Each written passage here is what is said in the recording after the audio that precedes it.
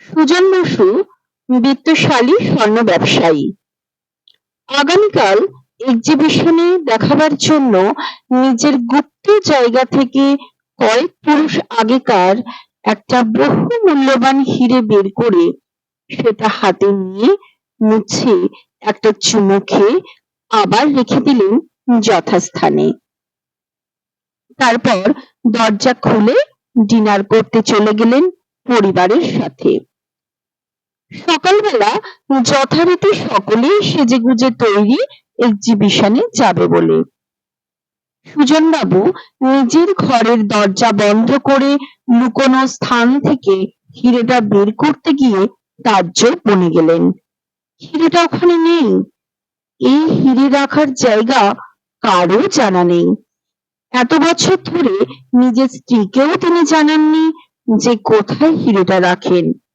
অথচ ৩৫ বছর একই সাথে এই ঘরে থাকেন দুজনে। স্ত্রী সুলেখা দেবী কোনোদিন এসব বিষয়ে জানতেও চাননি। উনি সংসার নিয়ে খুশি থাকতে পছন্দ করেন। নাতি নাতনি হওয়ার পরে তো আরোই সংসার তার ব্যস্ততা বেড়ে গেছে। কে তবে নিল হীরেটা? আজ এক্সিবিশনে হীরেটা দেখানোর দিন। প্রতি বছর সোনার দোকানের প্রতিষ্ঠা দিবসে মহা সমারোহে ব্যাংকোয়েট হল ভাড়া করে এই দুর্মূল্য হীরেটাকে মধ্যমণি করে এক্সিবিশন চলে।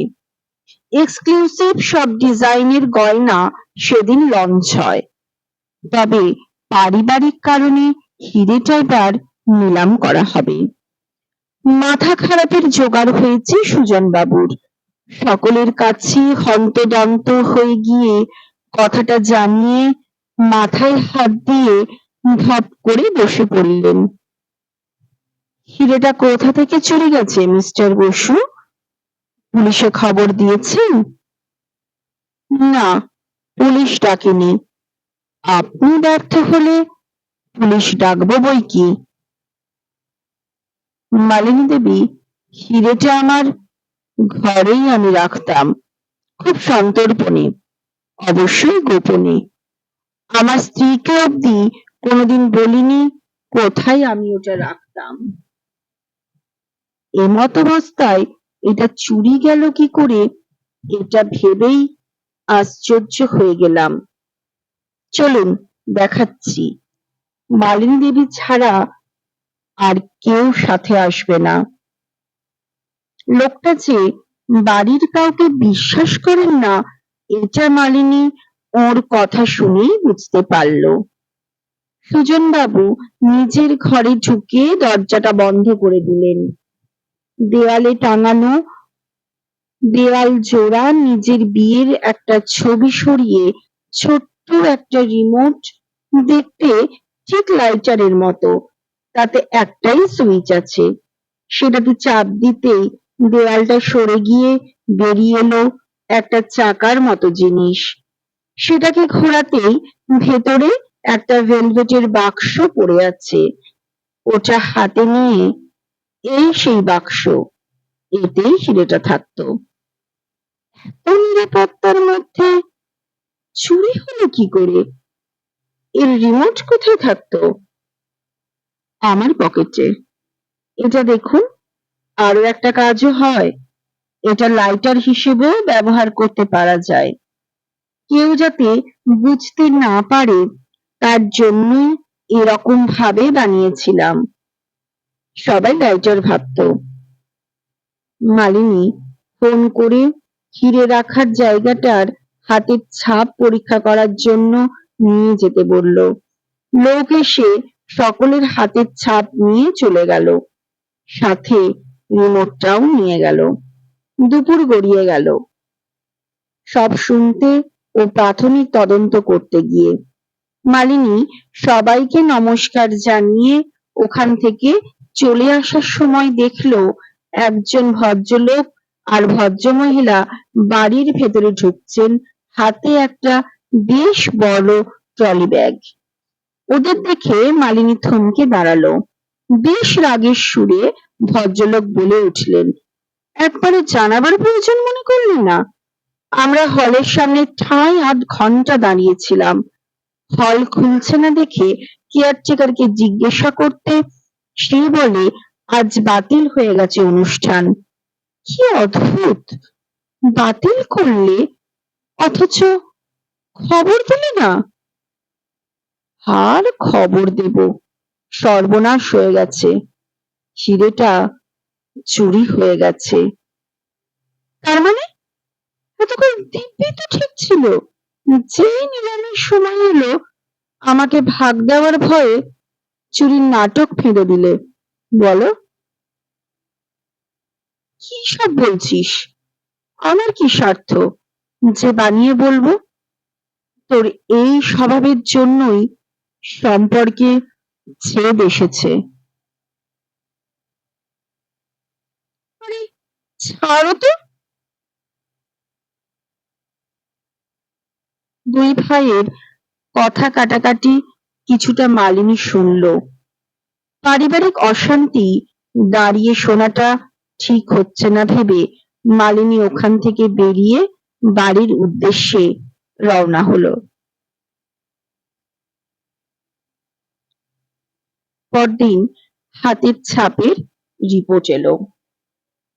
ওখানে অদ্ভুতভাবে দুজনের হাতের ছাপ মিলল, সুজন বাবু আর ওর স্ত্রীর। মালিনী রিপোর্টটা পেয়ে হতবাক। সুজন বাবু এত বড় গলা করে বললেন যে ওর স্ত্রী এই ব্যাপারে জানেনই না, তবে হাতের ছাপ কি করে এলো? সারা দিন রাত এই কথাটাই ভাবছে মালিনী। সুজন বাবুকে ফোন করে মালিনী কথাটা সরাসরি জিজ্ঞাসা করতে সুজন বাবু আমতা আমতা করে বললেন ওর স্ত্রীকে কোনোভাবেই জড়াতে চান না, তাই বলেছিলেন কোন রকম মেন্টাল স্ট্রেস নেওয়া ওর স্ত্রীর মানা আছে। আপনার পরিবারের কাউকে সন্দেহ হয়? না মালিনী দেবী, পরিবারের কেউ এমন জঘন্য কাজ করবে না বলেই আমার বিশ্বাস। চিন্তিত মালিনী দিশা খুঁজে পাচ্ছে না। পরের দিনই একটা চাঞ্চল্যকর খবর পেল। একটা নামকরা সোনার দোকান থেকে ফোন আসে সুজন বাবুর কাছে। ফোনে জানায় সুজন বাবুর বাড়ির খোয়া যাওয়া হিরেটা নিয়ে একজন মহিলা এসেছিলেন। মুখ দেখা যায়নি, কারণ ঘোমটা টানা ছিল মুখ পর্যন্ত। ওই হিরেটার গায়ে লাগানো সোনার পাতে দিয়ে খোদাই করা ছিল, যেমনটা সুজন বাবুর পৈতৃক হিরেটাতে থাকতো। কারণ এই জুয়েলারি হাউসও দীর্ঘদিন ধরে ওদের এক্সিবিশনে আসছেন।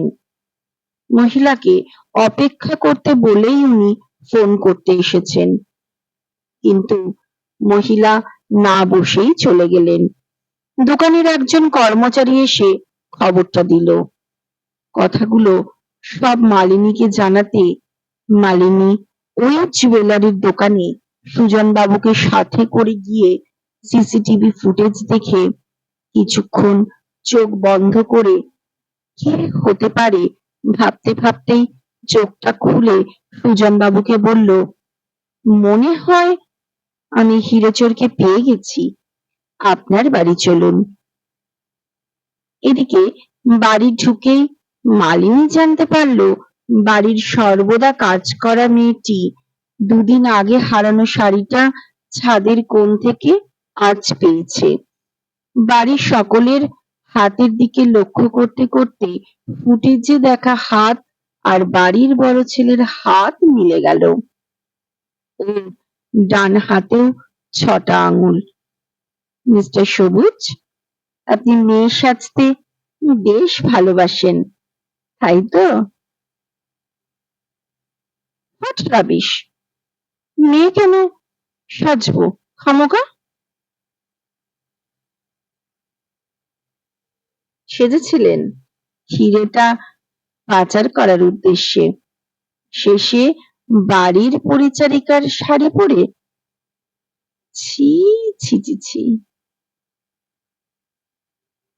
রাগ হতাশা, ধরা পড়ার অপমানে সবুজ রাগের চোখে খালি মালিনীকে দেখছে। দেখে লাভ নেই, ঝেড়ে কাশুন এবার। কিছুতেই স্বীকার করছে না। এমন সময় মালিনী থানায় ফোন করার কথা বলাতে সবুজ ভয় পেয়ে স্বীকার করলো উনি করেছে। কৌতূহল লাগছে, এত সুরক্ষার পরেও গায়েব করলেন কিভাবে? আপনি কি জানতেন হিরেটা কোথায় থাকতো? না, জানতাম না। আমার ছেলে প্রায়শই লুকিয়ে পড়ে, সবার ঘরেই ওর লুকানোর জায়গা। অনেকদিন আগে বাবার ঘরে লুকিয়ে ও সব ঘটনা দেখে গল্পের ছলে আমাকে জানিয়েছিল। হঠাৎ করে নিলামের কথাটা এক্সিবিশনের আগের দিন বাবা আমাদের জানালেন। সেদিন রাতে সবাই খেতে বসলেও আমি পেট ভালো নেই বলে ডিনারে না গিয়ে বাবা ঘর থেকে বেরিয়ে যেতেই আমি ঘরে ঢুকি। খেতে বসার সময় লাইটার কাম রিমোটটা ঘরেই রেখে যেতেন। ছেলের মুখে না শুনলে আমি জানতামই না যে এটা রিমোট, এটা নিছক কোনো লাইটার না। সবাই নিচে খাচ্ছে, এমন সময় টেবিল থেকে ওটা বের করে ছেলে যেমন দেখেছে সেইভাবে করতেই দেখলাম সত্যিই হিরেটা বেরিয়ে এলো। হিরেটা নিলাম হলে আমার তো ভাগে অল্প টাকা জুটত, কাকার অর্ধেক আর বাবার অর্ধেক টাকা। বাবার অংশ থেকে 3 ভাগ হবে, আমরা 2 ভাই আর বাবা। এতে কি বা কপালে জুটবে? এইসব ভেবে সুযোগ যখন পেয়েছি তার সদ্ব্যবহার করতে ছাড়বই বা কেন? আপনি জানতেন তদন্ত হবে, আর নিজেকে বাঁচাতে বাড়ির নিরীহ কাজের লোককে ফাঁসাবেন বলে ওর শাড়িটা চুরি করে সেটা পরেই এক মাথা ঘোমটা টেনে বিক্রি করতে গিয়েছিলেন। ছি, সবুজ বাবু। কথাগুলো শুনে সুজন বাবু রেগে গিয়ে কুলাঙ্গার, হিরেটা বের কর বলে সবুজের গালে কষিয়ে একটা চড় মেরে মালিনীকে বললেন, ভেবেছিলাম এটা মিসপ্লেসড হয়েছে, তাই আপনি যথেষ্ট খুঁজে দিতে, তাই পুলিশে খবর দিইনি। কিন্তু এখন তো দিতেই হবে, অপরাধী ঘরের লোক হোক বা পরের লোক, সে অপরাধী হয়। বলে সুজন বাবু মালিনীকে ধন্যবাদ জানিয়ে, হ্যালো ইন্সপেক্টর, আমি সুজন বসু বলছি, একবার বসু ভিলাতে আসুন, দরকার আছে। গল্পটা এখানেই শেষ হলো। কলমে সন্দীপা সরকার মুখার্জি, কণ্ঠে সন্দীপা সরকার মুখার্জি।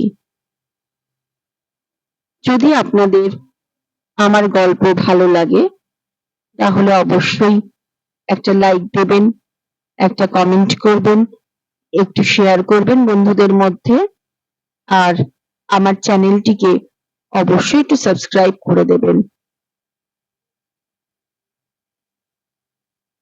নমস্কার।